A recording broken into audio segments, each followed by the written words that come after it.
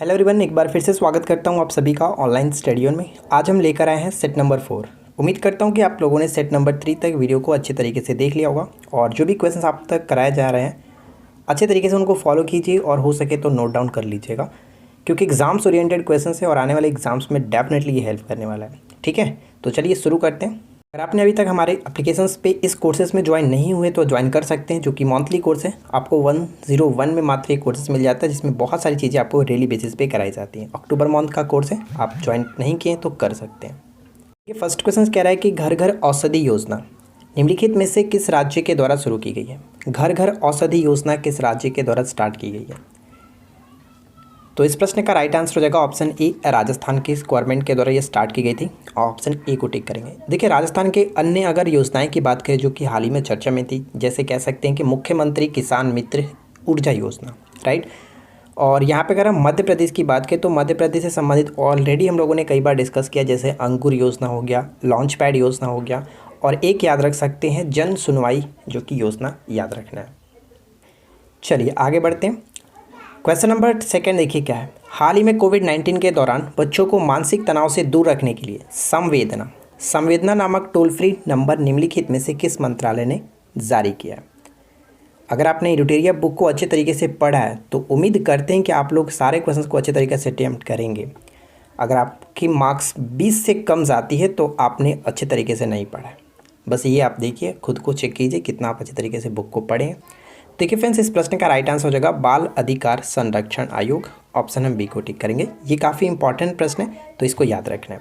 Question number 3 क्या कह रहा है कि जलाभिषेकम जल संरक्षण अभियान निम्नलिखित में से किस राज्य के द्वारा शुरू किया गया?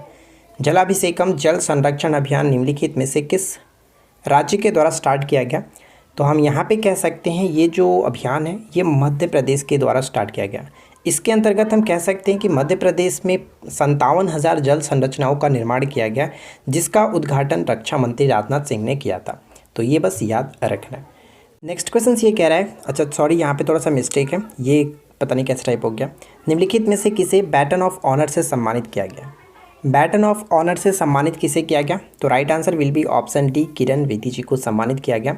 दोस्तों उम्मीद करता हूं कि आप लोगों को ये वीडियो ज़रूर अच्छी लगी होगी। अगर आप अच्छे तरीके से सीरियस होकर के इस वीडियो को देखेंगे तो डेफिनेटली मज़ा आएगा। और अगर आपको वीडियो अच्छी लगे तो प्लीज़ वीडियो को लाइक कीजिएगा, दोस्तों के साथ शेयर कीजिएगा, और चैनल को अगर आपने अभी तक सब्सक्राइब नहीं किया तो यार एक छोटा सा रिक्वेस्ट है कि सब्सक्राइब करके नोटिफिकेशन बिल को ऑन रखिए, ताकि आपको इसी तरह की रोज़ाना वीडियो मिलती रहे। नेक्स्ट वन देखिए क्या कह रहा है कि केंद्रीय पंचायती राज मंत्रालय द्वारा हाल ही में जारी ई पंचायतन पुरस्कार 2021 में दूसरा स्थान किस राज्य को प्राप्त हुआ? तो दूसरा स्थान की बात की जा रही है, ना कि पहला। तो ध्यान से क्वेश्चंस को अटेम्प्ट करना है और बताना है कि राइट आंसर क्या होगा। तो दूसरा स्थान ई पंचायत पुरस्कार 2021 के अकॉर्डिंग सबसे टॉप पे रहा था। प्रथम पुरस्कार मिला उत्तर प्रदेश को। सेकेंड रैंक की बात करें तो सेकेंड रैंक पे असम और छत्तीसगढ़ दोनों रहा। तो यानी कि राइट आंसर हमारा हो जाएगा ऑप्शन ई, एक या एक से अधिक ऑप्शन हम ई को टिक करेंगे। तो ये आपको याद रखना है, राइट। आगे देखिए नेक्स्ट वन है कि जापान के order of the rising sun award से निम्नलिखित में से किसे सम्मानित किया गया? ऑर्डर ऑफ राइजिंग सन से किसे सम्मानित किया गया? किसे आपने टिक किया? तो ऑप्शन बी बिल्कुल सही आंसर होगा, श्यामला गणेश। ठीक है, श्यामला गणेश, ऑप्शन बी को टिक करेंगे। अमर्त्य सेन से आपको हाल ही में बताया गया था कि अमर्त्य सेन को स्पेन के प्रिंसेस ऑफ अस्टरूसियस अवार्ड से सम्मानित किया गया। तो ये भी इंपॉर्टेंट बन जाता है। ठीक है, चलिए आगे बढ़ते हैं। नेक्स्ट क्वेश्चन कह रहा है कि भ्रष्टाचार को कम करने तथा पारदर्शिता को बढ़ाने के लिए किस राज्य या फिर केंद्र शासित प्रदेश के द्वारा सतर्क नागरिक मोबाइल ऐप लॉन्च किया गया?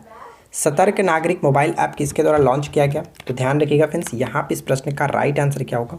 तो हम ऑप्शन बी को टिक करेंगे, जम्मू कश्मीर। ठीक है, जम्मू कश्मीर में सतर्क नागरिक मोबाइल एप्लीकेशंस को लॉन्च किया गया।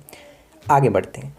नेक्स्ट क्वेश्चन है कि संरक्षण क्षमता महोत्सव यानी कि सक्षम 2021 का आयोजन किस मंत्रालय के द्वारा किया गया? क्या होगा इस प्रश्न का राइट आंसर?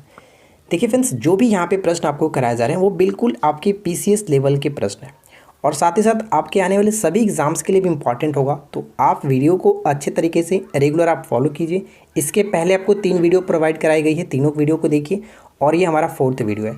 मुझे नहीं लगता है कि आप लोग बिल्कुल सीरियस हो, क्योंकि जिस तरह से आप लोग डिमांड कर रहे थे उस तरह से वीडियो पे व्यू बिल्कुल भी नहीं जाती है। तो मुझे इससे कोई फ़र्क नहीं पड़ता है, मैं तो अपना रेगुलर का जो काम है मैं तो आपको करूँगा, वीडियो मुझे प्रोवाइड कराना है। आप वीडियो देखिए ना देखिए कोई प्रॉब्लम नहीं है। चलिए ये तो बात की बात है, लेकिन बात करते हैं कि इस प्रश्न का राइट आंसर क्या हुआ। सक्षम 2021 का आयोजन किस मंत्रालय ने किया? पेट्रोलियम मंत्रालय, ऑप्शन सी बिल्कुल सही आंसर हो जाता है। ठीक है, आगे बढ़ते हैं। नेक्स्ट वन क्या कह रहा है कि भारत के पहले इथेनॉल संयंत्र की स्थापना किस राज्य में की जाएगी? इथेनॉल संयंत्र की स्थापना किस राज्य में की जाएगी? देखिए, इथेनॉल से संबंधित 2-3 प्रश्न बन जाता है। इससे पहले हम लोगों ने देखा था कि इथेनॉल नीति को जारी करने वाला, यानी इथेनॉल नीति को लागू करने वाला पहला स्टेट कौन सा बना है, तो वहाँ पे हम लोगों ने बिहार को टिक किया था। इथेनॉल से प्रश्न एक और बना था कि हाल ही में फ्रेंड्स पेट्रोल में इथेनॉल, ठीक है, पेट्रोल में इथेनॉल की 10% मात्रा मिश्रण करने की जो लक्ष्य रखा गया 2022 तक रखा गया, जबकि 20% जो मिश्रण करने का लक्ष्य रखा गया 2030 तक रखा गया। तो ये 2 प्रश्न हो गया। इथेनॉल संयंत्र स्थापित करने की जाएगी कहाँ पे? तो छत्तीसगढ़। इस प्रश्न का राइट आंसर है ऑप्शन बी, इसे याद रखना है। आगे देखिए, हाल ही में किसे तमिलनाडु का 38वां जिला के रूप में उद्घाटन किया गया? तमिलनाडु के 38वें जिले के रूप में किसे जो कि अपनाया गया कह सकते हैं। तो यहाँ पे राइट आंसर किसे टिक करेंगे? ऑप्शन ए, यानी कि मलयादत्तुरई। ठीक है, मलयादत्तुरई यहाँ पे ऑप्शन ए बिल्कुल सही आंसर होगा। विजयनगर कर्नाटक का नया जिला बना, जबकि मलेरकोटला पंजाब का नया जिला बना। तो ये भी 2 इंपॉर्टेंट हो जाता है। आगे देखते हैं, इस देश में नए महासागर पर्यावरण निगरानी उपग्रह हियांग 2D सफलतापूर्वक लॉन्च किया है। तो बताइए कि हियांग 2D नामक सफलतापूर्वक लॉन्च किया गया उपग्रह किसके लिए? तो महासागर पर्यावरण निगरानी उपग्रह किसने लॉन्च किया? तो यहाँ पे करेक्ट आंसर ऑप्शन ई को टिक करेंगे, क्योंकि इसे चाइना ने लॉन्च किया है, ये आपको याद रखना है। ठीक है, चाइना ने इसको लॉन्च किया है, ऑप्शन ई करेक्ट होगा। अगला प्रश्न, निम्नलिखित कथनों में कौन सा कथन सही है? बस यहाँ पे 4 पॉइंट्स दिए गए, चारों को अच्छे तरीके से पढ़िए और फिर गेस कीजिए कि क्या होना चाहिए राइट आंसर। तो चलिए हम एक एक करके पढ़ते हैं और देखते हैं। यूरोपीय अंतरिक्ष एजेंसी ने मिशन आर्टेमिस के तहत 2023 तक चंद्रमा पर अपना पहला मोबाइल रोबोट भेजने की घोषणा की है। देखिए, ये पॉइंट थोड़ा सा गलत हो जाता है, क्योंकि यहाँ पे यूरोपीय अंतरिक्ष एजेंसी ने इसे नासा का, ये कह सकते हैं कि नासा का मिशन है। ठीक है, तो यहाँ पे पहला पॉइंट्स गलत है। इसमें रोवर का जो नाम रखा गया, वाइपर नाम रखा गया, ये बिल्कुल सही है। इसका मुख्य उद्देश्य चंद्रमा पर संसाधनों की खोज करना, तो ये बिल्कुल सही है। यानी सेकंड और थर्ड यहाँ पे करेक्ट होने की वजह से ऑप्शन हम डी को टिक करेंगे। 2 और 3 बिल्कुल सही है, option D will be a right answer. यहाँ पे आप पहले में सुधार करेंगे, नासा हो जाएगा। ठीक है, अगला प्रश्न क्या है?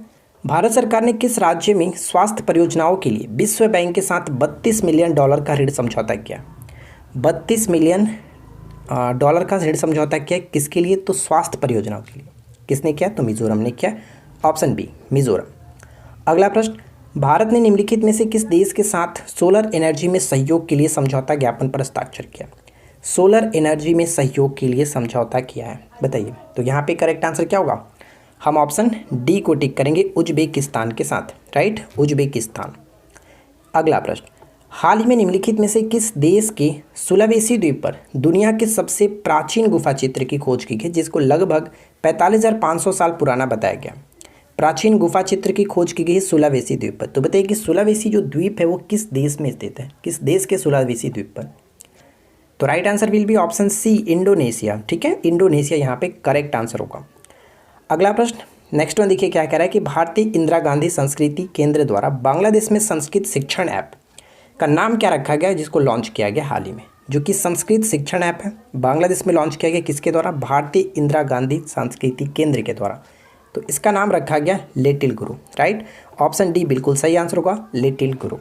आगे देखिए, नेक्स्ट वन है कि निम्नलिखित में से किस देश में स्थित टेबल माउंटेन नेशनल पार्क में आग लगने की घटना हाल ही में चर्चा रही थी? तब आपको ये बताना कि टेबल माउंटेन नेशनल पार्क किस देश में स्थित है जिसमें हाल ही में चर्चा लगने की घटना आई थी सामने? तो ये पड़ता आपका दक्षिण अफ्रीका में। दक्षिण अफ्रीका के कह सकते हैं केप टाउन में ये स्थित है टेबल माउंटेन नेशनल पार्क। अगला पॉइंट्स, गूगल ने दुनिया की सबसे लंबी अंडर सी केबल के निर्माण की योजना बनाई है, जिसका नाम फार्मिना रखा गया। देखिए, ऐसे ही पूछा जा सकता है कि हाल ही में चर्चा में रहा फार्मिना क्या है? तो ये अंडर सी केबल के निर्माण के लिए योजना है। तो आपको ये बताना कि जो अंडर सी केबल है वो यूएसए को किस देश के साथ जोड़ेगी?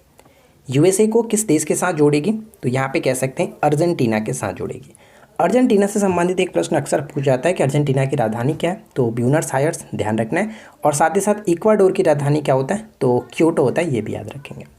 हाल ही में traders body confederation of all India traders CAIT ने सभी खुदरा व्यापारियों के लिए किस राष्ट्रीय ई कॉमर्स मार्केट प्लेस को लॉन्च करने की घोषणा की है। तो ये क्वेश्चंस जो कि ESI मेंस में भी पूछा गया था करंट के क्वेश्चंस में कि किसने लॉन्च किया, तो यहाँ पे आपका ऑप्शन में था CAIT ने लॉन्च किया। तो आपसे ये पूछा गया कि उस ई कॉमर्स मार्केट प्लेस का नाम क्या है, तो इसका नाम है भारत मार्केट। ठीक है, Bharat market, option E correct होगा। नेक्स्ट क्वेश्चन कह रहा है कि BCC Indian sports women of the year पुरस्कार 2021 किसे सम्मानित किया गया।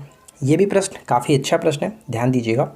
तो यहाँ पे हम कह सकते हैं कि BCC Indian sports women of the year award 2021 जो मिला है, वहाँ पे करेक्ट आंसर कोनेरू हम्पी।